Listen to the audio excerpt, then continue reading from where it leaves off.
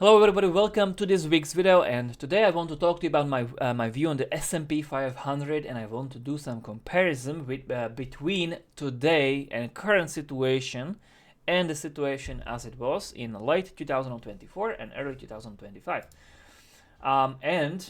Basically the core idea that I want to talk to you about is that I've noticed that what went on in 2024 and early 2025 was pretty much a very beautiful textbook Wyckoff distribution, where we basically had some kind of this, BCARST was right here in the August 2024, which was the Nikkei crash. Then we had like the first UT right here. That was the around the that was December. I was going to say it was inauguration, but it was December. And then we had this UTAT, that was right here, I would say January, February. Also, when you look at it from this way, as I've indicated, it was also a very beautiful M, which is, one of the most bearish top patterns. And by the way, on the side note, I don't want to go into that, but for those of you who are, crypto still hodlers, for whatever reason, Ethereum hodlers, etc., if you are doing that, like if you zoom out, go and zoom out on monthly, zoom out on quarterly chart, and you tell me what you see, but I don't want to go into that. I just mentioned there was a beautiful M in 2025, and then what happened.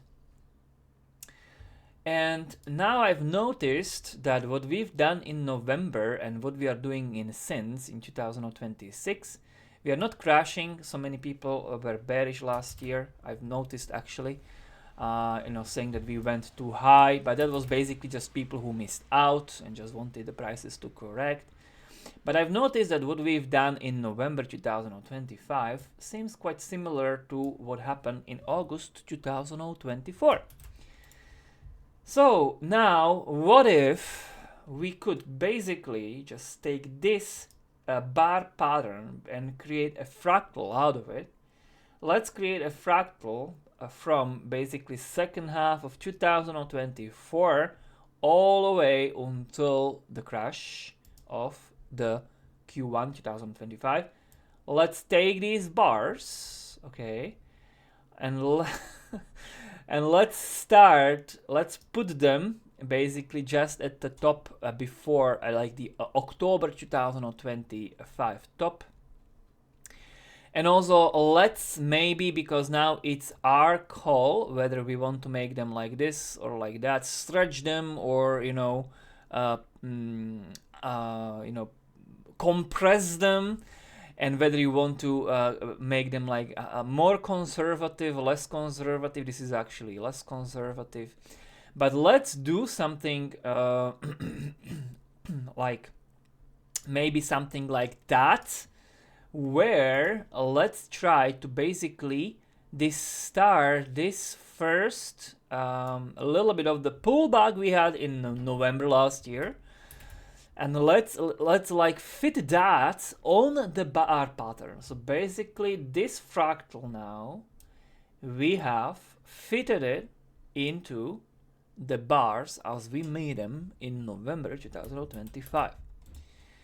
And what you now see, guys, is something that is very strikingly being actually followed, although at the very moment we seem to be below this prediction, you should say, or below this fractal.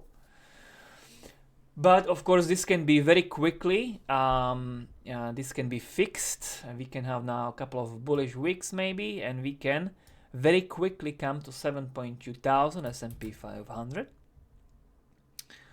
But as you can see that this fractal is also showing us something really similar, which and basically we are talking that we are in the stage of forming Wyckoff distribution.